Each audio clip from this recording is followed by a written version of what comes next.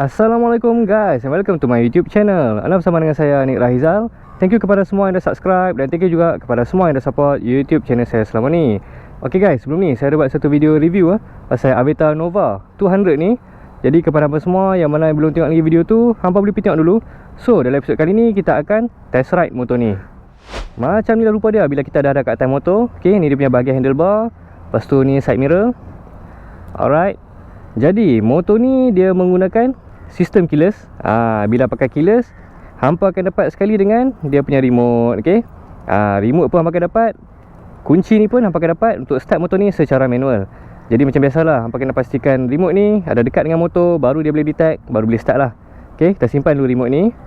Then kalau nak start dia, first kali hampa kena tekan button keyless ni. Tekan sekali, pusing ke kanan 2 step, 1, 2. Okey, pedometer pun akan menyala.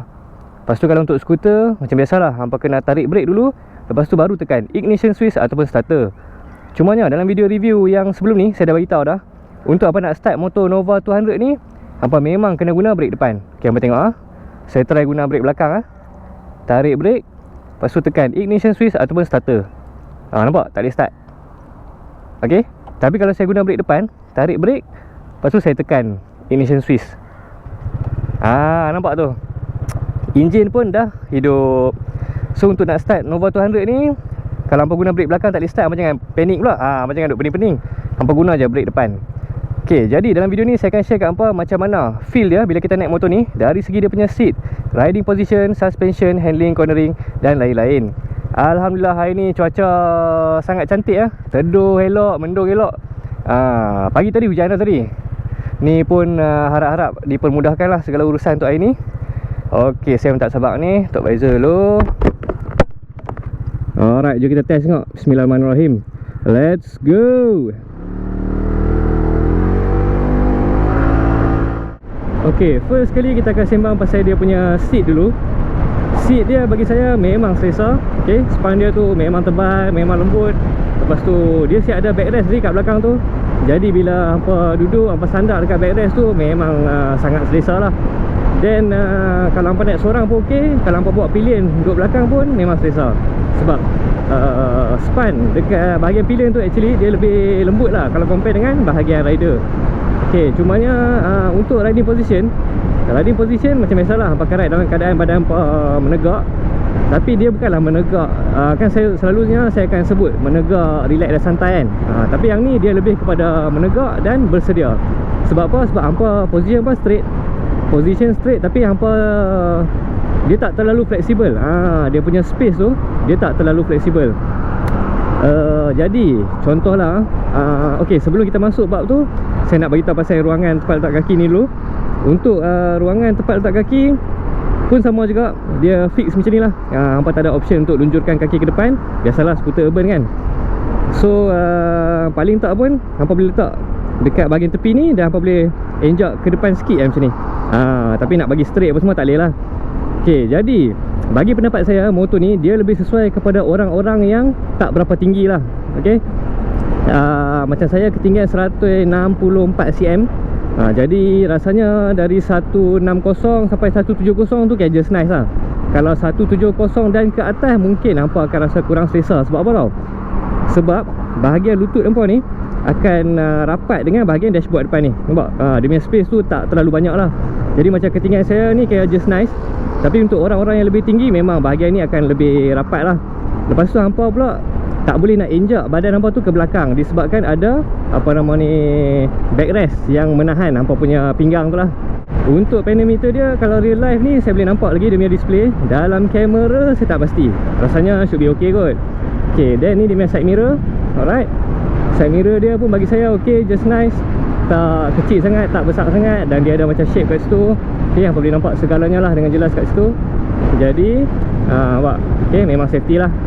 Kita cuba test dia punya brake sikit. Tarik sikit. Okey, tekan brake. Padu. Lagi sekali, full throttle. Tarik sikit.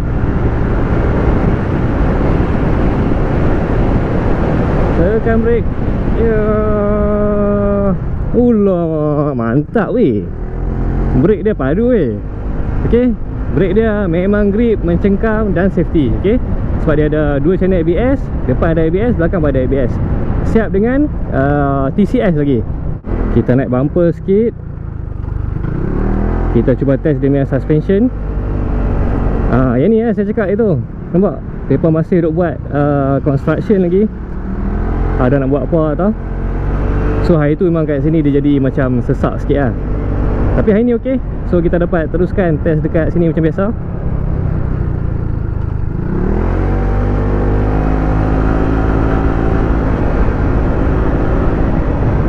Naik bumper lagi. Okey, kita ambil feel dulu. Yang corner sikit. Weh, layan weh.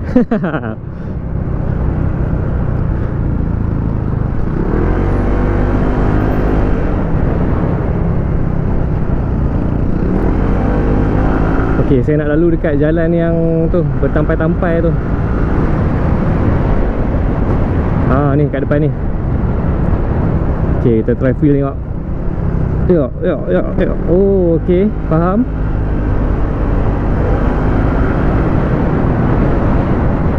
Okey, last one. Okey. Suspension dia setakat ni lah. Setakat ni apa yang saya rasa, dia okey. Dia okey, cumanya dia lebih kepada keras sikit. Okey. Suspension dia tu lebih kepada keras sikit. Selalunya kan saya akan beritahu kat hampa, okey, suspension dia just nice kan. Kalau untuk motor lain lah, saya akan beritahu macam suspension dia just nice, tak keras sangat, tak lembut sangat. Tapi untuk motor ni dengan confidentnya, saya akan beritahu yang dia lebih kepada keras sikit lah. Okey guys, sekarang ni saya berada di atas Bukit Baru balik pulau. So, kita akan cuba untuk test dia punya handling dan juga cornering sikit. Let's go.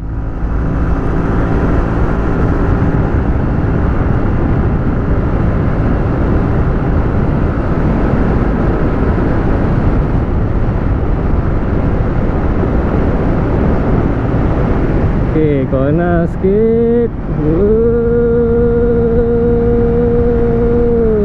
Weh, padu weh.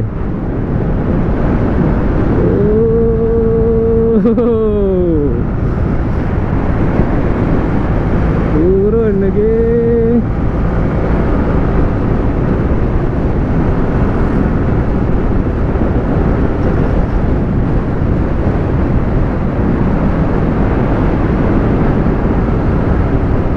Setakat ni memang nice. Okey, turun sikit.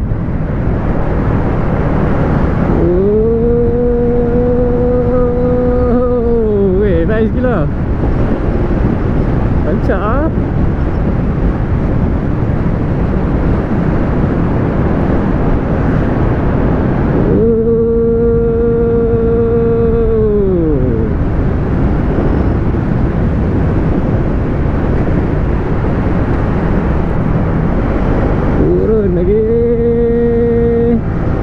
Stable weh. Nampak disebabkan suspension dia keras, jadi dia memang lebih stable lah bila time corner. Wah, memang layan.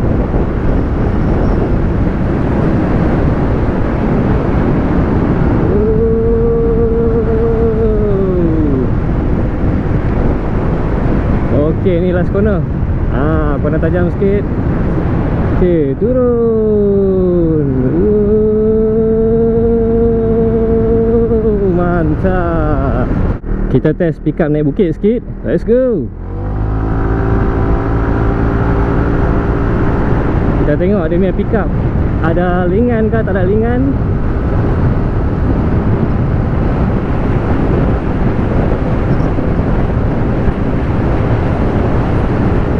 Memang ada lingan ah.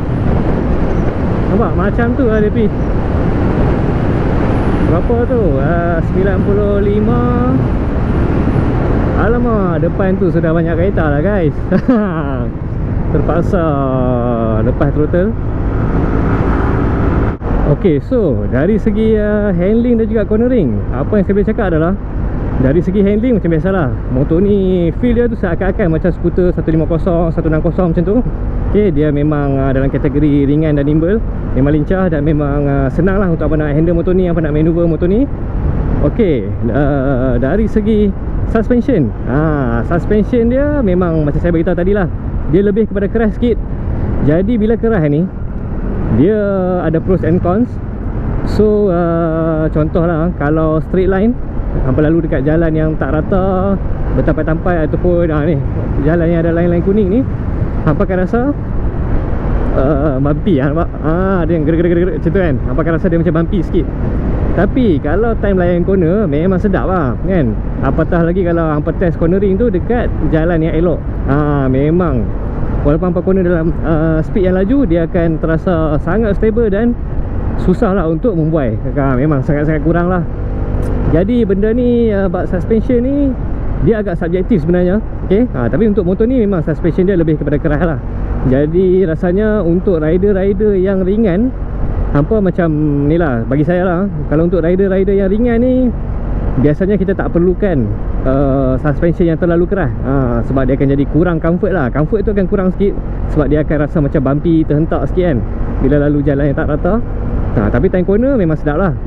Walau macam mana pun, untuk rider-rider yang badan lebih berat, rider-rider yang badan lebih berat ataupun yang jenis kerap naik double kan, yang dia bawa pillion duduk belakang, so untuk kegunaan macam tu, hampa akan appreciate lah suspension yang lebih keras macam ni. Jadi bila hampa naik pun, hampa naik 2 orang ke apa kan, tak ada lah hampa rasa macam motor tu duk membuai teruk sangat kan. Time corner apa semua, so dia akan lebih firm dan lebih stable lah, jadi lebih safety lah. Okay guys, rasanya sampai sini video kita pada hari ni. Apa-apa pun, pastikan hampa stay tune untuk next video. Saya akan test top speed motor ni atas highway sampai ke off. Kita tengok berapakah top speed maximum yang motor ni boleh dapat. Okay guys, so rasanya sampai sini video kita pada hari ni. Stay tune untuk next video. Jadi kalau hampa suka video ni, jangan lupa like, komen dan share. Jangan lupa subscribe. InsyaAllah kita jumpa lagi pada video yang akan datang. Assalamualaikum.